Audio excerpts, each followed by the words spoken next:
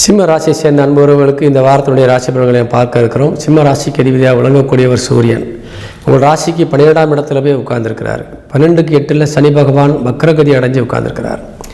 அதே போல் உங்களுக்கு தனஸ்தானாதிபதியுமாக லாபஸ்தானாதிபதியை விளங்கக்கூடிய புதனும் வியாழக்கிழமை வரைக்கும் உங்களுக்கு வக்ரகதியில் இருக்கார்.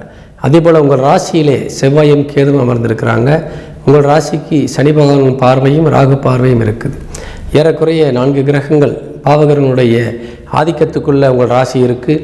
உங்கள் ராசிநாதன் அவர்களை சமாளிக்க முடியாத அளவிலே ராசிக்கு 12ஆம் இடத்துல போய் உட்காந்துட்டார்.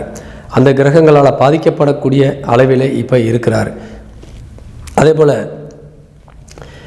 உங்கள் வாக்கு ஸ்தானாதிபதி புதனும் வியாழக்கிழமை வரைக்கும் பிரச்சனையாக இருக்கிறதுனால நீங்கள் யாருக்கிட்டையும் இந்த வாரத்தில் வியாழக்கிழமை வரைக்கும் எந்த வாக்குறுதியும் கொடுக்காதீங்க. யாருக்கிட்டையும் எந்த விஷயத்தையும் பேசி கருத்து நீங்கள் பரிமாற்றம் செய்ய வேண்டாம். யாருக்கும் நீங்கள் ஒரு ஆலோசனை சொல்ல வேண்டாம். உங்கள் வேலை உண்டு, நீங்கள் உண்டுன்னு ரொம்ப கவனமாக இருக்கணும்.